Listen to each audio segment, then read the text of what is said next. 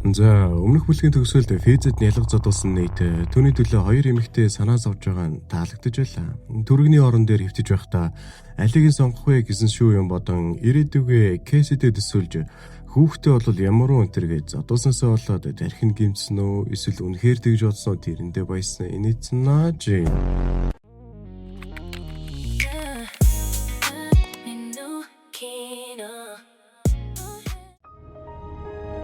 Шинэ оны хичээлийн эхний өдөр Жюльстэй буцаад нийлсэн Рүй жаргалтай байлаа. Гэхдээ парн дээр танилцсан шинэ найзуулах Илиадын талаар тэнд хэлээгүй байв.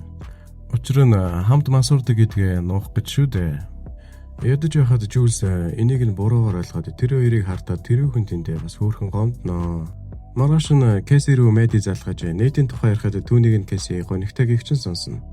Мэри нэгэн баян айлд хүүгүүд асрагч хийж хэрэглээнийх мөнгө олчтойг. Тэр айлд ажиллах хамгийн гоё нь тэнд байх гэрээ идэхдээ хамаг ганган чамин ховцос эмэг зүйлтэй өмсөж зураг дарах нь байв. Тэрээр өөрийгөө алдартай болсон байна хэмээн толны урд янз бүрээр жүжиглэнэ. Яг тэгээд байж итэл гэрээ идэд цагаас өмнө ирж Мэди сандарч холцнуудыг нь байранд нь тавьж эхлэнэ. Ядаж байхад энэ тэнд тавьцсан. Гэхдээ энэ удаад бурхны авралаар баригдсангүй. Мэдээж баригдвал гайгүй мөнгө олдог амархан ажил нь байхгүй болох байлаа. Ариун цэврийн өрөөнд октиарийн өрнөгцөөр Кэт Эдэнтэй дайггүй байгаа гэдэг хэлнэ. Үүний эрэхтэй түүнтэй хамт байхдаа өөрийн фантаз төсөөлөөр том биетэй өчрөг залууг эдэн алуулснаа түүнийг бавж байна гэж төсөөлөн бодох дуртай байв. Энийг бол бусдаас ануунаа. Дүрс нийт рүү шилжчихэд хэн түүнийг юм болгосныг тэр аавдаа хэлдэггүй. Нэг шалтгаантай. Кэси бол Мэдид баригдахаас өвтлээ ээж байлаа. Учир нь Мэди Шангрила Орц тайпны ах юм уу да. Тиймээс түүний дараагийн нэгэн хохирогч болохыг гэхээс байна.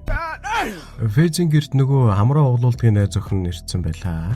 Энэ ягаад эднийд байгаа вэ гэхээр нэг хэрэг хийгээд цагдаа нараас нугдаад өөр очих газаргүй учраас эднийд төр нугдаж байгаа юм. Энэ үед Нейтийн аав Кэсигэд ирсэн хин түүнийг юм болгосныг асууна. Кэси угаас аимхай юм болохоор Фэзигээд шууд л хэлнэ. Лекси энэ талаар хэлэхээр Фэзих руу явж байхад Нейтийн аав түүнийг дагаж байлаа. Рүүгийн шинэ Зелиот дуу хийж онлайнаар зарж гайгүй мөнгө олчтой. Түүгээр Драгон Рүүг дайлна. Рүү тэднийхээс гарч явж байхдаа Нейтийн машинд Кэсиг сууж байгааг болоод харчив. Тэгээд ардаас нь энэ явуулсалтандаа ярина. Яаж дугуйг унсын л гэмээр юм. Шатаар гарахаас алхуурсныг нь хар зовсон айлын түүнийг хай байгааг анзаарч би чамайг одоо болтол амиа орлох даалгаварт явж байгааг харж байна. Ингэж хэлнэ. Харин Нейт Кэсиг хотоос сайдуу баригдаж байгаа барилгын талбай дээр дагуулж ирснэ. Хоёлаа ерөн дими зүйл хийжээ. Энэ бүхэн миний буруу. Хоёлаа одоо харьцаагаа болий. Ингэхт нь гомцсон Кэси машинаасаа гарч хөнэ. Кэси бол өргөжлүүлмээр л байсан юм шиг байна. Нийт харанхууд яаж олчвоо гэмээр ардаас нь дагаад олоод ирнэ. Тэгээд аргадах гэж байгаа юм байхтаа гэсэн чинь үнсэлцснээ хийгээд эхэлнэ. Лекси Фэзийн дэлгүүр дээр ирээд яг сайхан яриа өдөх гэж байсан чинь ард нь байх Фэйг хараад болчихноо. Найз охин гэж бодсон хэрэгэлтэй. Ардаас нь Нейтийн аав орж ирнэ. Фэй цагдаа нараас нугдаж байгаа учраас түүнийг хараастай. Тэр карманда бууга хийсэн байгаа нь тодоос дод харагдаж байв. Тэгснэ чи энэ дэлгүүрийг ажилладаг эцэг их чинь хаанаа энэ төр гэд баахан хэрэггүй юм асууна. Байдал эвгүй болсныг ааш анзаарч байлаа. Намайг хэн гэдгийг энэ охин чамд хэлсэн үү? Ингэж асуухад Фэй та цагдаа юм уу гэхэд гараа кармалагаа хийж бууга гаргах гэж даа гэд бүгд амар эвгүй байдалд ороо байжсэн чинь мань ах уу коронавируса мөнгө гаргаж ирснэ бох авчаад яваад өгнө. Энэ явуулцалтанд дуусч Рүүг айлыг эртний өрөжхөр болно. Учир нь түүнийг ийм байдалтай дугуун чадна гэдэгт нь тэр итгэхгүй байлаа. Арх замдаа жаз өгжим сонсон чийл юм. Энэ шөнө Фэз хамагл бууга өөртөө ойрхон байлгана. Нийтийн аав зүрхэнд нь орж чаджээ.